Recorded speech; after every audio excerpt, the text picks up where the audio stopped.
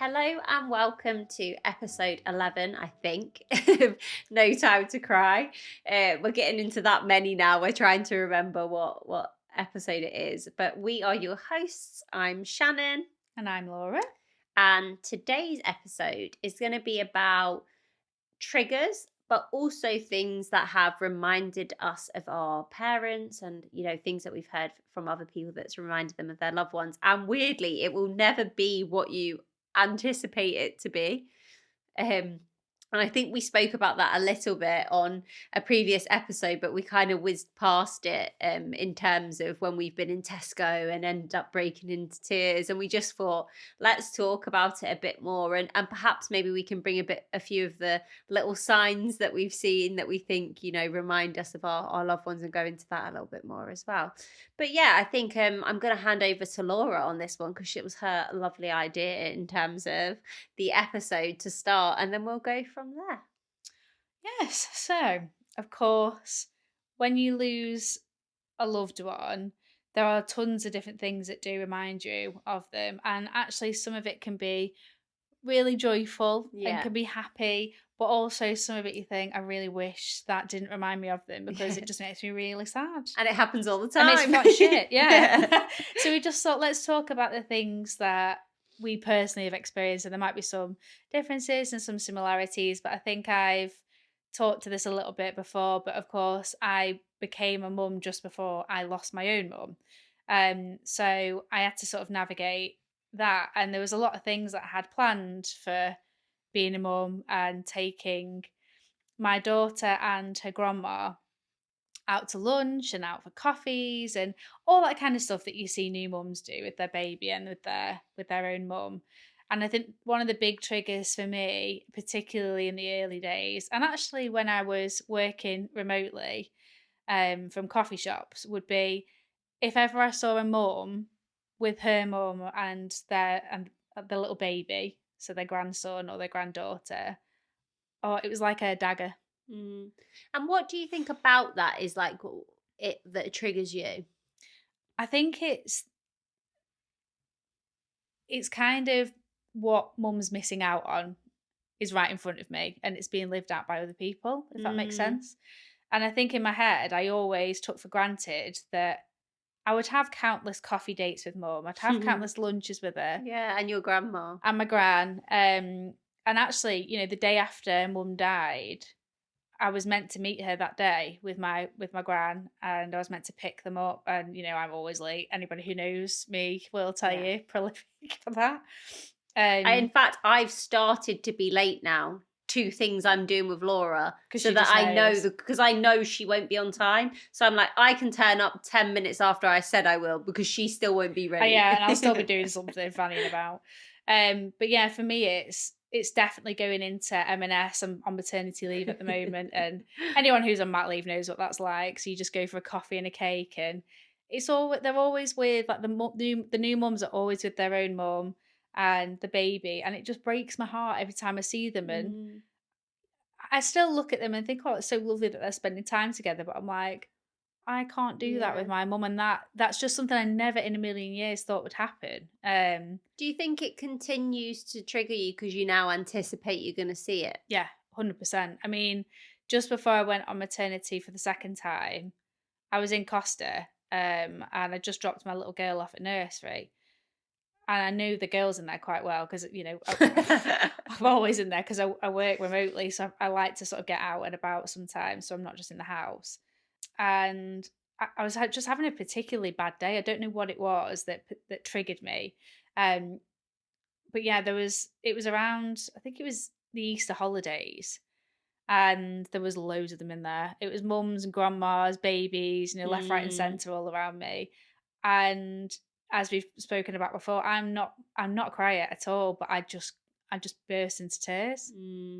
Like silent crying, that moment. Yeah, like a little really tear, that singular tear that just runs down your face. But I couldn't stop. Yeah. And one of the girls, bless her, like noticed. I came over and she's like, "You all right?" And she got me a free coffee. I'll be crying in Costa all the time. Which was really sweet. Bless her. I mean, to be honest, I should probably have stocks and shares in Costa. But yeah, it was really really kind, and I felt so embarrassed. And she was like, "Oh my gosh, No, of don't be course not. daft." But I was inconsolable. It was really bizarre. And then I managed to get myself out of it, and I was like, you need to just get through this. It's okay. But yeah, I was just having a particularly bad day. And there are other days that I see mums and grands and babies and M&S now, and I'm like, yeah, I can do this. I'm all right. I can watch them and not like Mm. become an absolute Do you know what I think would be mess. nice? I'm not saying it would resolve your trigger or anything like that, but just Mm. kind of like, I wonder if it'd be nice to think about like at some point, obviously depending on what the girls decide to do, like you might be in there as a Hope so. grandma, and like Sienna or Eleni as a mum and their daughter, and kind of think about it from Yeah, that perspective. from a positive perspective. Yeah, it's a really strange concept because it's one of those things I think before you've been through loss, you take that for Of granted. course you You would. don't look. I didn't used to look at grandmas and mums No. in M&S and it bring me to tears. I didn't even think. There wasn't even a second Well, thought about if it. I went into M&S now, I wouldn't even think about seeing a Exactly. grandma and a mum there. It wouldn't even be something that would come into my head. But I appreciate from your side, because I think it was probably something you were looking forward to doing as well, and was talking and had already started doing it with mum. Then it hits you even more. It's those moments that are taken away from you, isn't it? It's like Yeah. it's double grief in some respects. And as I've said before, so that day that I was meant to meet mum, the day after she passed away, I was really poorly after I had Sienna. So I've I've got like a huge amount of sort of like resentment for the fact that I was poorly because I couldn't spend the early weeks of having my little girl with my mum Yeah. either, which I know was unavoidable. Like it's just how it happened. But the time that we went out a week before actually for a coffee, mum said to me, she linked me and she said, I'm so looking forward to this. Like, this is going to be our tradition now every week. And a week later, she was dead. Yeah. Like, it's just that that happening. It's just something that you can't even comprehend. Yeah. And even now, like, I have days when I want to see her more than anything. And there's other days where I can get through it. But yeah, I think those particular moments when you're on maternity leave and obviously your hormones and your emotions are sky high anyway and all over the place. You do just want your mum. And I say that now, when I hear Mm. Sienna and Els doesn't call me mum yet, obviously. She's just She'd be like very this. advanced She if she did. just smiles like this. She's like the smiliest baby ever. She She's like, is. But it is a weird thing, and people still say that to me. Is it odd hearing Sienna call you mum? And I'm like, yeah, but she calls me for if she needs something, if she's happy, if she's sad, whatever that yeah, looks like. And I'm like, I can't I can't ask for mum anymore. And sometimes you just need your mum, don't you? It's yeah. just yeah. No, What I about get you, that. Shan? I think I'm trying to think what I feel like mine's like a little bit of everything. I don't think there's anything in particular that I can think of and kind of pinpoint and go, oh, every time I do something like that, it triggers me. I think it's all depending on what I'm doing. Like at the moment, because I'm planning a wedding, a lot of it is around that. Yeah, I So a get lot that. of it's like me thinking about, when you look at, I think I did mention it on another episode, but obviously you're looking for a photographer, all the photos, there's always first looks with the dad and daughter, dad walking the daughter down the aisle, all those kind of things. Same with videos, anything like that. And even then, if you're watching any content, like I'm following some people that are like planning weddings or have just had a wedding to try and get ideas for mine. And they always talk about, oh, that moment with my dad, this, that, and the other. I want to, my first dance with my dad doing a speech, my dad walking me down the aisle. And I think every time I sort of just, I get quite upset because I know that it's difficult for me on so many levels, because I think realistically, there's a good chance that even if my dad was alive, he wouldn't have been in a position to be at the wedding, right? Because he was so ill. Mm. But there's always a part of you that wishes that you would have been able to get to a place. It's like 18 months away, and it was 2 years since my dad passed. So I think in my head, I would have thought, well, by the time, we'll be in a different place You by live in then. hope, don't you? Of Yeah. course you do. And then it's like a double-edged sword, because I'm upset that I don't get to have those moments, but I'm also upset because I'm like, well, you might have not have had them anyway. And it's like a bit of a, ugh. Like it's like someone slapped me from this side and then someone slaps me from the Here's what other. you could It's like have. boof, boof. Yeah. Yeah. But then you might not have had it anyway. It's like a... Yeah, it's literally, it's like a backhand. It's like a, and it's a really, because then you kind of reflect, well, if he was there, what would it have been like, and would it have been a bit of a strenuous kind of situation to be in. So I think it's hard for me, because it's not like everybody that loses their dad before they get married who could go, oh, I know that it would have been magical, I know that he would have done this, I know that he would have done that. It's almost that, again, when we talk about that loss of what could have been, and the hope that things would have been resolved, and the hope that he might have been, well enough to do that, and off drink and off out, like off drugs or whatever it was.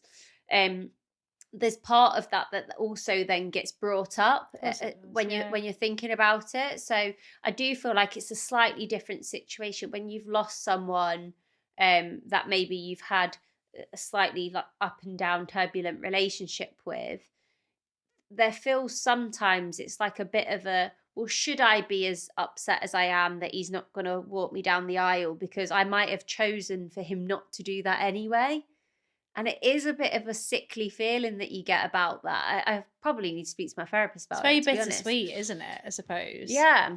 But then you've got to give yourself the permission to feel both of those things, though. Because I think I would have been upset that he couldn't if he was still here. So yeah. it's, or, he would have been well, and he would have been walking me down the aisle, and it would have been the most amazing experience ever, because not only is my dad walking me down the aisle, but my dad's well enough for me to be happy for him to do that. So it's a real awkward one. I believe there's no real, I don't the know. reconciliation was taken away from you, and I think, like you said, if your dad was still here and was able to get better, then it would have been a completely different scenario, but it still would have been on your terms, in terms of how you were able to navigate it. And then I think when it's taken from you and you don't have that chance to see it out and see what's going to happen, it feels a bit more painful. But then I don't know what it would feel like if I did, would it feel more painful if I knew 100% he would have been there and then I'm missing out on it? Or does it feel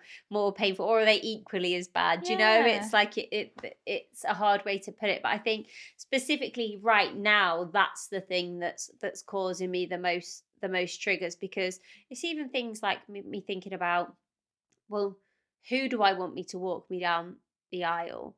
Do it on your own? Could do it on my own, although it's down a flight of stairs. Should probably have hold of someone. Maybe not. And whoever I do end up asking, don't feel like I'm using you just for balance. There will be meaning. She told me before.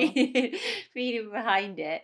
And then it's like, again, each to their own, but the whole like memorial tables at weddings freak me the fuck out. Like it's just not, it's not for me. And I appreciate everybody is so different, but for me, having my dad's face on a table, like on a, oh, remember he's not here, is not going to be something that I want to do. But it might be that I want to do it in a different way, or I want to honor him in a different way. So I think I'm thinking a lot about, naturally, a wedding day is not just, although you would love it to be just about you and your partner, it's about your family as well, and your families coming together, and two families kind of joining up as one. So I think naturally those thoughts about who's going to be there, who's not going to be there, what do you want to talk about, what do you not want to talk about.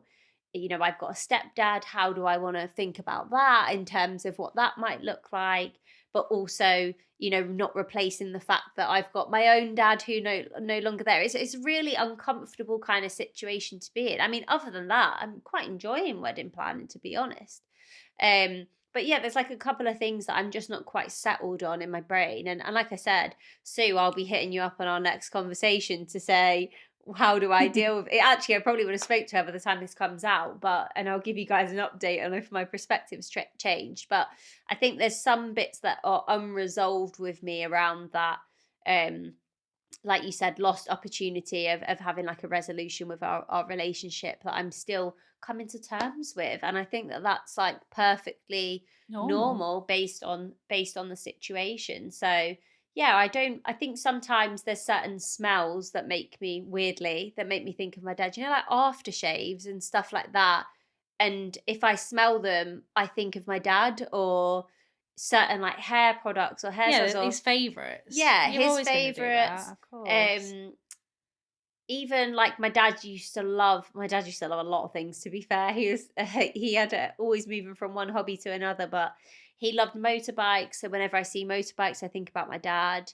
Um, just loads of like little bits like that. And obviously, I've mentioned before crystals. Every time I see a crystal, the first person I think of is my dad. And it's like it warms my heart. There's like a real positive connotation I've got to that with my dad. Like it's a real something that holds close to me. So when we talk about things that remind me of them, actually, I don't know if this has just been progress for me over the last 2 years. There's a lot more that warms my heart now when I see than upsets me. Whereas at the beginning, I think there was a lot that would drive me to tears. Whereas Yeah. now I'm like, oh, that reminds me of my You can dad. find some comfort in them. And Yeah. crystals are known for healing Yeah. properties, aren't they? So I don't know how useful they are, but I do carry a rock in my bag. So there you go. There you go. it's not hurt me. So what's the harm, right? No, exactly. And it's just finding there could be triggers that are negative and upset you, but there's also ways you can remember things about them that can Yeah. warm your heart and give you that comfort and give you that little bit of feeling of being close to them. Do you know what I So find quite funny though?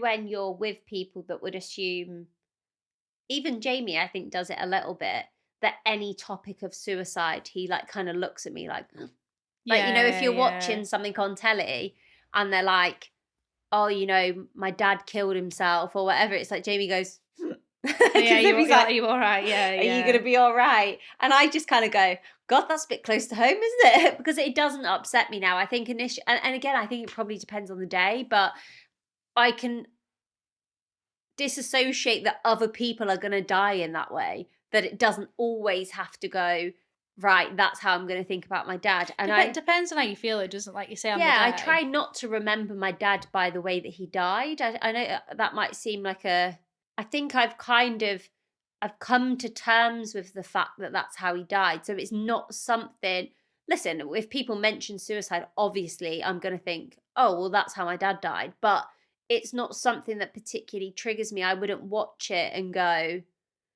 oh my God, I can't watch this because it's Mm. too close to home. And that's really personal. That's just something that I've kind of dealt with and decided, in my own way, that it's not going to be something I'm going to let kind of bother me. And I think it's important for me personally not to, because I want to be part of a bigger conversation of trying to help with people that are struggling with mental health and suicide. And if every time I talk about it, it triggers me, I'm not going to be able to do No, that. yeah, it's true.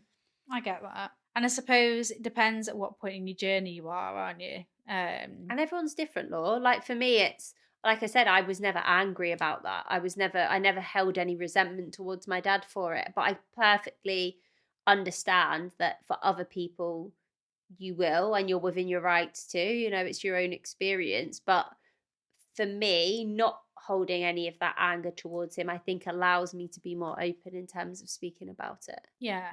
No, I get that completely. I think some of the other triggers that I've realised I have recently have been so, as everybody has probably gathered now, Mum was a big wino. So she was a wine vintner and a sommelier by trade. So, as I've said before, professional piss artist. Yeah. Um, and Bollinger is something like really We special to talk me about now. it all the We time, talk about don't it all the we? time, and bless them, Todd's mum and dad always buy me a bottle at Christmas as well, so that I Love that. can toast mum and enjoy that with her. But I do find it hard now that this is going to sound daft, but I wasn't a big drinker or somebody that appreciated wine She can really. be. Well, Not wine though, actually, you're right. It never was wine. Did you used to yeah, drink gin and tonic? yeah, Yeah, you did, didn't you? yeah. Well, but now to be fair, I am more of a wine drinker. If I have a drink now, it's wine. And I always get really gutted actually because just before Mum passed away, I started to get into white wine, and I'm a red wine drinker. Really, red's my thing, or rosé. White wine just gets me white girl wasted. So try and avoid that where I can. But yeah, I'd started to get into a few bottles, and Mum was so excited. She was like, Yeah. "Oh my gosh, get this, this, and this!" And obviously, of course, she knew everything that was similar to what I liked. So she even bought me a few bottles of Gavi, if anybody knows what that is. No idea. I'm sure many of you do, and if you haven't, and you like wine, particularly white, give it a go. But yeah, she knew that I was starting to get into that, so she bought me a few bottles, and she was just so excited to see me sort of get an appreciation for something that she was so passionate I about. love that. But I find that hard now because I'm like, oh, the time that I'm finally appreciating it. And whenever she used to open a bottle, she'd be like, "Do you fancy a glass?" And I'd say, "Oh, no, No, thanks, not Mum." really. Can I put some lemonade with Yeah, it? totally. Whereas now I've got such an appreciation for it, and like I say, I love a glass of red. That's my thing now. And I'm just a bit gutted that now I'm older. You I, can't ask her advice on yeah, it. I can't ask her what to try and what to pair with different foods because she was just ace at that. She was just a complete expert. So that triggers me a little bit because again, it's what you're missing out on Yeah. experiencing and sharing with them. And I think another thing for me would be that I struggle when I see white vans, which again might sound Yeah. a little bit bizarre, but Mum used to have a wine ambulance, which, as we've mentioned before, was a white van that had signage all over it in terms of it being the wine Yeah, there's a ambulance. picture And on Instagram actually, so yeah, head check it over. out. Follow us while you're there. And sometimes if I see a white van in the distance that has like similar I think. writing on it, I think, oh gosh, Mum. And then it just hits me again that I'll never bump into her or see her driving about in it and whizzing around because that's what everyone used to say. It's the wine lady whizzing about with the sanity juice for her customers. And that makes me sad because I just think, "Wh- why can't I see Mum in that anymore?" And Yeah. it's quite sad that because it was such a big part of who she was and a big part of her personality and even daft things like Mum loved horses, and one of her fourth child was Charlie, who was a horse that she had, and she adored him, like literally like a fourth child. I mean, in fact, Charlie was the background on her phone. I'm pretty sure me, Anthony, and Sarah never made it. So yeah, Phoebe, thanks for that one. But yeah, she was a huge horse lover, and I actually am terrified of horses. And the only horse I wasn't afraid of was Charlie, and he was like 17 hands, so he was a big boy. And I remember her saying, "Oh, like let's get you some lessons, and you can ride Charlie," and then blah blah blah. And I just thought, no way. And No I look at them chance. now and I think, oh, why didn't I just give that a try? Like he was a gentle giant, and I keep thinking, oh, I need to get Sienna on a horse. She's 2, so obviously it's not probably the best idea just yet. But part of me is thinking, how do I bring that into Sienna's life? And I think that's another Mm. thing, is a trigger of making you think, well, what would my mum have done with my girls so that I can bring that into their lives Yes, for they're not her? missing out. Yeah, but then on the same sort of side of that, I'm literally petrified. So I'd have to be like on the other end of I'll take them. the yard. But she has them she's got fields at the back of her house, and Yeah. I've got some gorgeous photos of there's them some from your there. baby shower. Yeah, they used to chill there, and Mum used to feed them, and yeah, they're lovely horses, and she would name every animal as well that she saw. So she'd be like, "Oh, it's Fred in the garden, and Barry, and whoever else."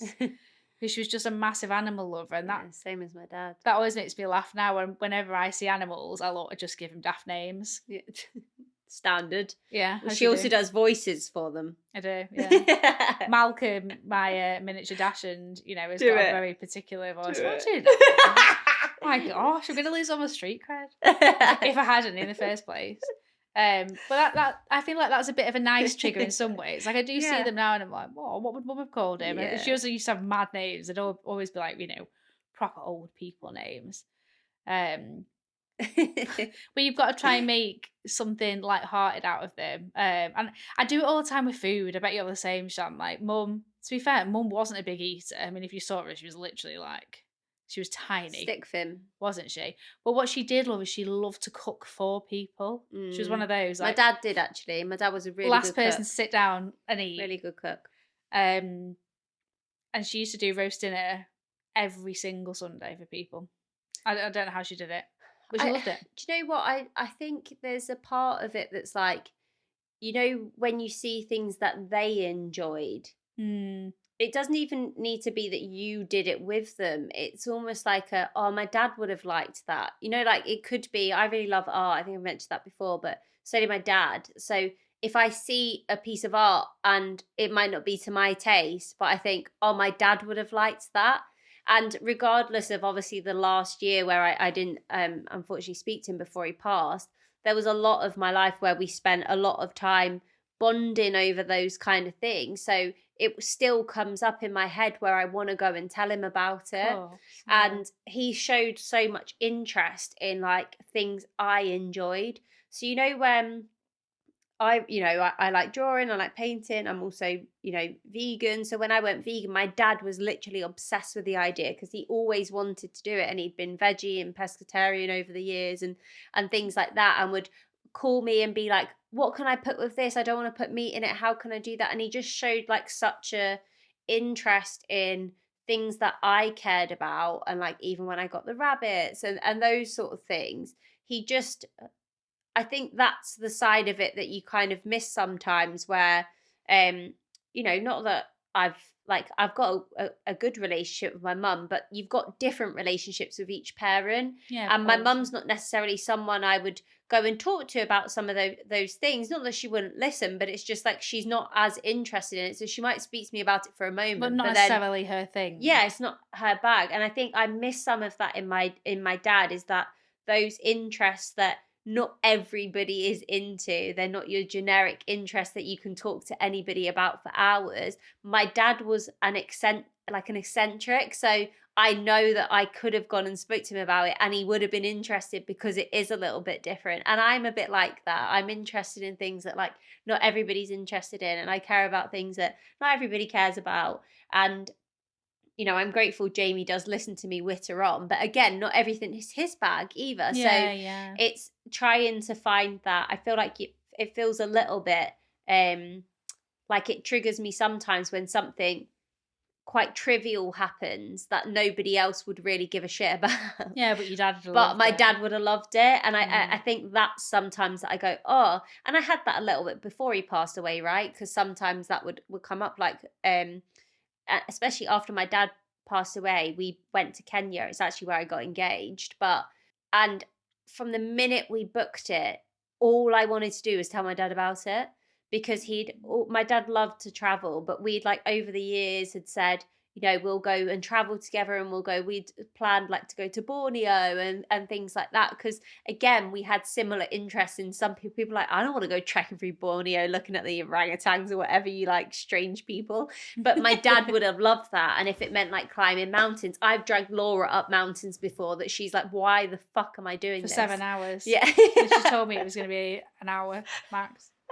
But so you kind of got to get other people involved, because now I've got no one to kind of. I loved it really. Yeah, of course you did. Because I had a prosecco in the hot tub at the end. That's when we were walking up the hill. We were going, think about the prosecco in the hot tub. It's the only thing that got me going. I was like, what have you brought me to? And it was like, isn't it like the second biggest mountain? Yeah, it's Helvellyn, guys. It's just a small. Oh, like, we'll do it. We'll be fine. We'll go up and down in no time. And I was like, tee hee hee.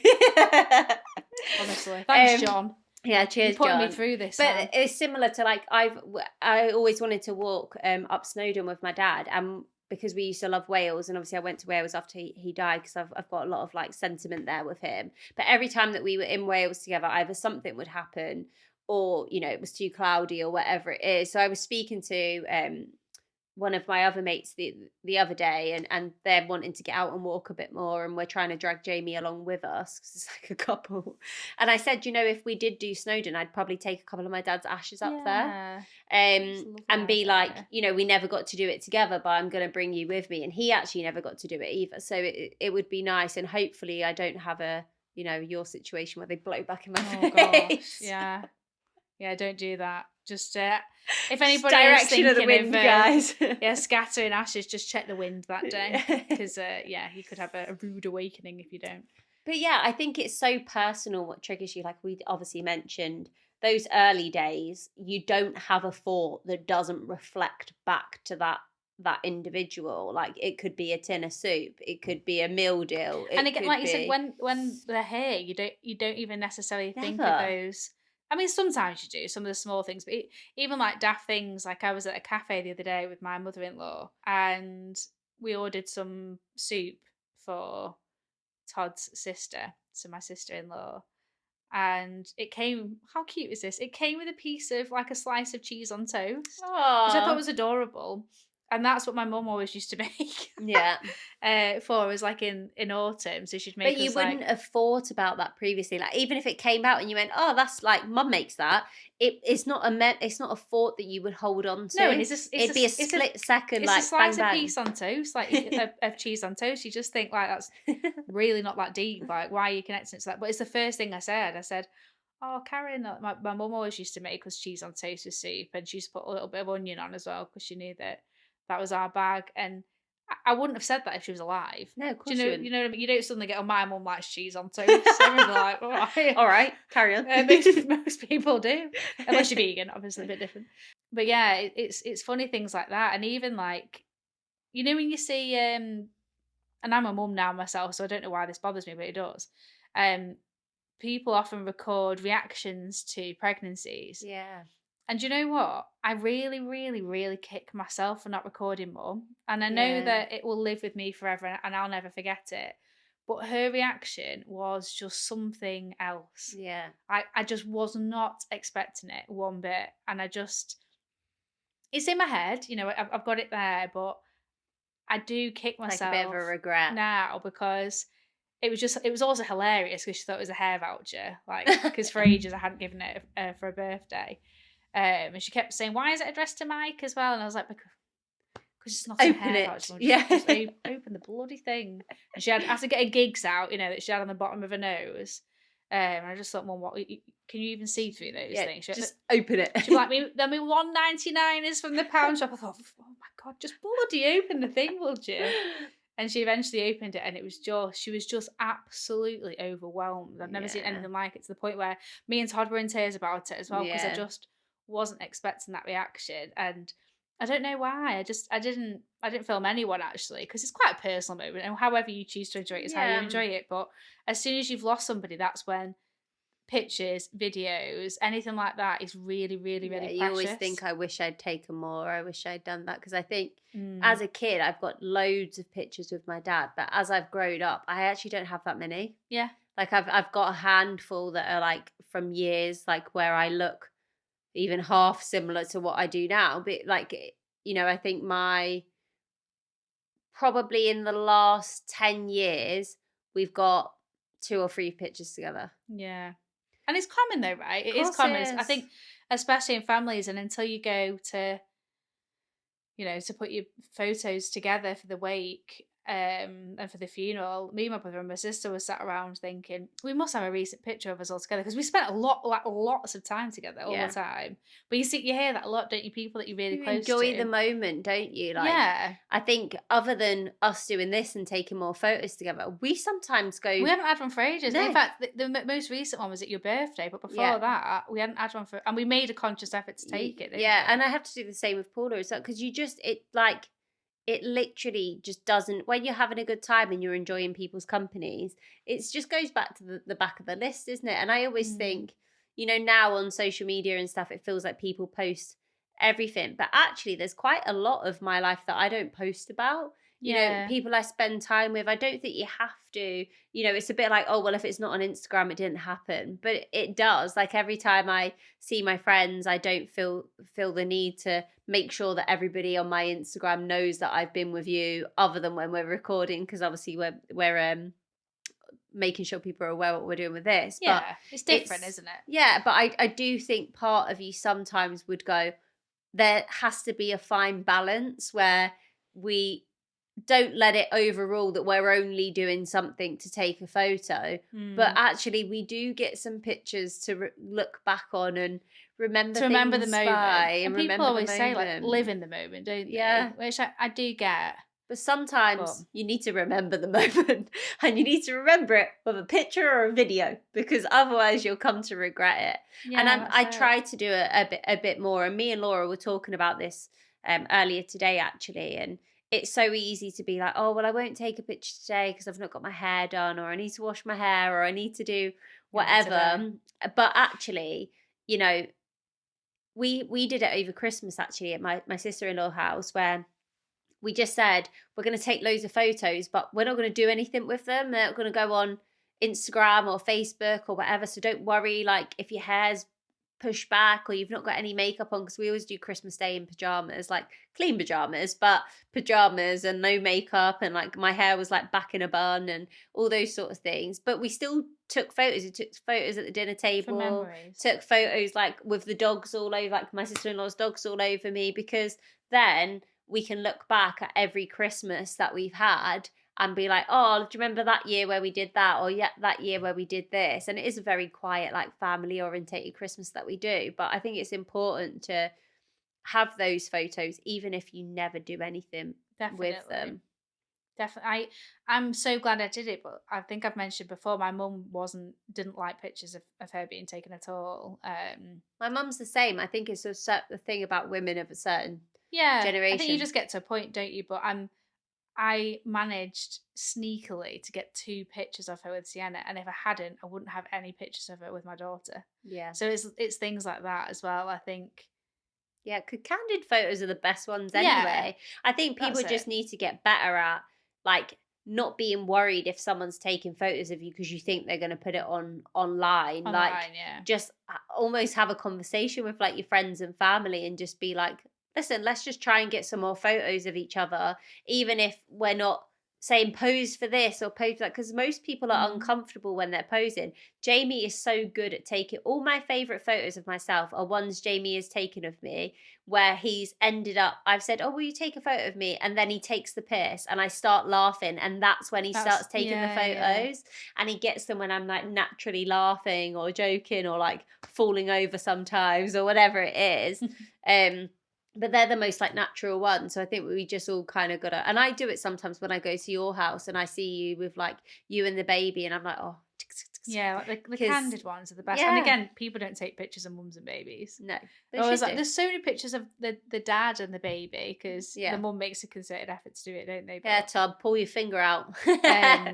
yeah, I think that they're like pretty big ones, aren't they? I think as soon as like people are missing out on specific chapters of your life, and being a grandma, of course, was a big Yeah. one for me. I never thought of a world where mum wouldn't be in it, and I don't think you do. Like, she was 55, so it's no Yeah. age really, is it? And Dad was what, 52, something like that. So yeah, and the average age apparently now is 76, which isn't actually that old, no, which is quite scary. But it just goes to show, doesn't it, that you've got to just enjoy every moment that you can with your loved ones, hold them a little bit closer, make sure that you're picking up on the special, like precious things, because you can't take them for granted, and if you do, you just don't know when.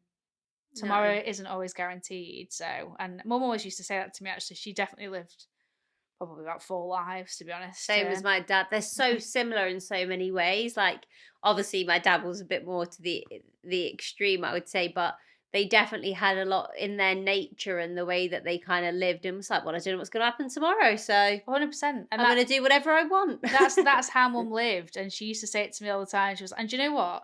My mum did not give a shit what anybody thought about her, No. and I loved that about her so much. I mean, to be honest, I don't think anyone met my mum and didn't love her. Genuinely, she was just that type of person, wasn't she? Um, but I always kind of like get a bit triggered by that now, actually, in a good way in some respects, because I feel like I've started to care a little bit less. Whereas before I am still quite an insecure person, but I used to really worry about what people thought, and Yeah. I'd be in social situations and I'd say something and then I'd overthink it and be like, oh, did I sound like a weirdo when I said that? Just daft And things. I go, no, No, you did, and I do it all the time, like, no. but I'm a lot better now, and I think it's because in the back of my head I'm like, "Mum didn't give a shit, so Yeah. why should you?" And maybe a bit of that's age as well. I think you also get to a point where you become a little bit more Yeah. comfortable in your own skin, I guess. But Mum used to say that to me all the time. She used to say, "Look, people are going to think things regardless. Like, you've just got to live your life as you see it, and be a good person along the way, and all of that kind of stuff. But be accountable for the things that you do, and you'll always end up in the right sort of place that you should, as long as you take that responsibility." And I've always thought that too. So if ever I'm in the wrong or whatever, I think I'm very conscious of making sure that I sort of own up to that. Mm. So that I think that's also one of the more Listen, positive things that's happened. you're So we did say we're going to do a bit of an episode on that, because obviously we did an yeah, episode on like conflicts and what, some of the bad stuff that's come from grief, but actually there has been a lot of positives that have come, definitely in terms of self-development, but also relationships and things like that. And we've got a couple of episodes planned that we're going to do that have been topics that people have brought up in terms of wanting us to expand on, and definitely that the friendship piece and yeah, that's a big one. grief in friendships, not necessarily ends of friendships on the back of grief, but actually just grieving the loss of a friendship that's come to You an do lose end. friends in grief though Of as well, course you don't you? do. And I think it's important I to seen talk a about post that too. yesterday that said, you know, I've lost all of my friends since my dad died. I can't. There's a lovely man that posts. I can't remember. I'll have to find his Instagram page, but he's got a really nice Instagram page, just really like open and honest about grief. I think it's called like Mark or something. I can't remember. And he had posted and said, I feel like I've lost a part of myself during grief because I've lost all my friends, Oh, so and they're so sad. And I've count myself. I'm sure Laura does the same. Counts herself extraordinarily lucky that I've got a really good group of friends around me. We're But so lucky. Yeah. we reflected on it a couple of episodes ago. We lost friendships along, and some of these stories when we talk about stuff that we did before grief involves friends that we're no longer friends with, and that kind of triggers you a little bit and go, oh It's god, hard. they It's were really there. sad because sometimes you look back and you think, I never thought that person wouldn't be in my life, and they still exist. Yeah. They're still. And we'll expand on Yeah. that, right? We'll do another episode on it. But I think in terms of triggers, they're just so personal. I don't think we can give any advice on what to avoid or look out for, because they're going to be so specific to you and the person that you lost. But definitely communicate with people around you if there's an individual or certain situations that trigger you. For instance, if Laura didn't feel comfortable going to M&S, she could probably share that with her friends and family and say, well, listen, if we're meeting up, can we make sure it's not in an M&S cafe? I actually go all the time. I know you do. It's just what they do. Free coffee and cake on a Tuesday if you're on Sorry? maternity leave. No, you have to have had a baby. Sorry, you have to. What do you mean? They give you a free cup of coffee or tea How do you prove that? Just turn up with your baby? with your Mat B1 form. No, I'm joking. Yeah, I just take one of the babies. Yeah, What, can I lend a baby? just steal a baby, and then you can borrow one of mine if you want. Have them Here, both. I'll turn up, Sienna.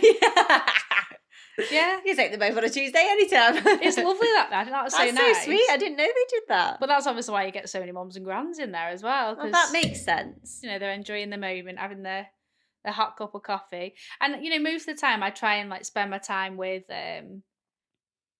my mum friends and friends as well that don't have kids in the week that are on shifts or whatever. But bizarrely, I make a conscious effort to go to M&S either on my own or with my gran. Yeah. Because I do find it quite an emotional thing. And, half the time I do it because I'm like trying to prove to myself that I can go and still do my food shop and not You be... should delve into that. You need to speak to someone about it, because there'll be something around that that's like... Mum didn't even shop in M&S. This is what's weird. It's almost like it's not the right term, but like you're doing it to try. It's like, when people say to face your fears, you've got to go and face them head on. It's like there's something that's making you want to keep go going. and live in M&S cafe. Yeah, like go and relive it until it doesn't impact I think it's because I didn't anymore. get to go with it. I think it's partly that, and I just sort of think maybe eventually I'm just thinking, you'll get to a point where you're comfortable with it. But I do still find it quite hard. But at the same time, I do love M&S. So Percy Pigs all the way. You can sponsor us anytime. Exactly. Or Colin, the caterpillar. Or Colin. But yeah, guys, hopefully that was a bit of an insight. I think we tend to talk about triggers in general, like as we go, don't we? But it's nice to dedicate a bit of an episode and, tell us a bit about yours. Tell us, like, especially if you've got any funny stories where things have triggered you unexpectedly, like we said, bursting into tears in Tesco when you see a meal deal that your mum liked, or oh god, yeah, beef hula hoops. Or mine, just that people were just living, and I was like, how are you bloody living when my dad's just died, you selfish bastards. Yeah, it's so true.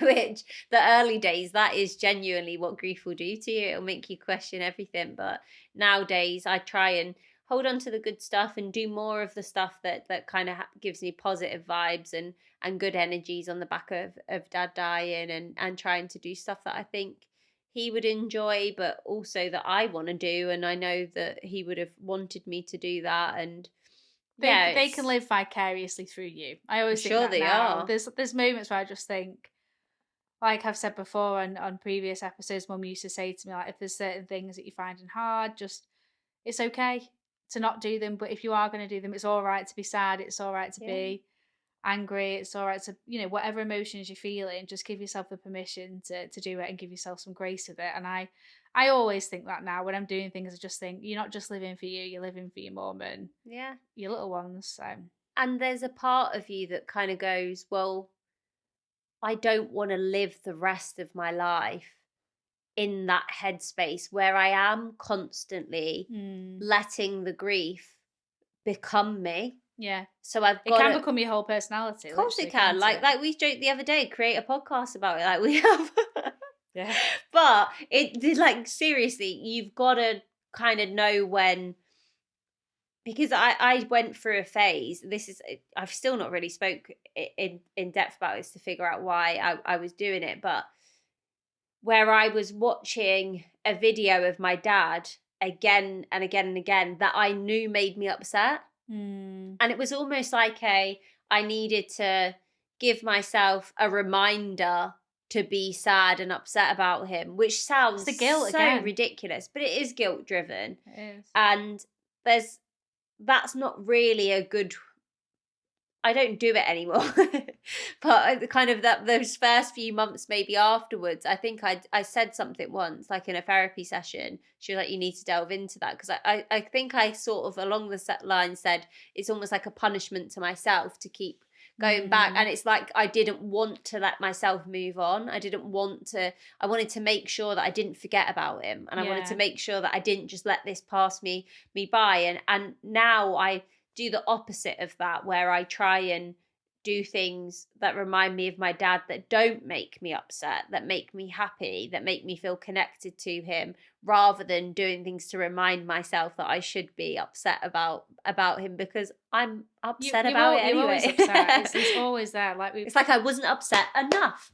But once you've been through it, it's such trauma, and we'll cover this in another episode. But it changes you mentally, but also physically, and Physically. there's just so much that you go through that you just don't even realize at the time. And that's why so many people get poorly after they've lost somebody, or they go Yeah. through various different medical situations. And I think that's an important thing to think about as well, is that it is so hard on you and it's so draining, and that's why you have to try and focus on some of the more positive aspects, like you say, Shannon, and certain things like videos, pictures, and music in particular are very, very Yeah. emotive, aren't they? They evoke such strong feelings. And like I've said before, Mum loved Keen, and the songs are so sad because a lot of it is about depression Yeah.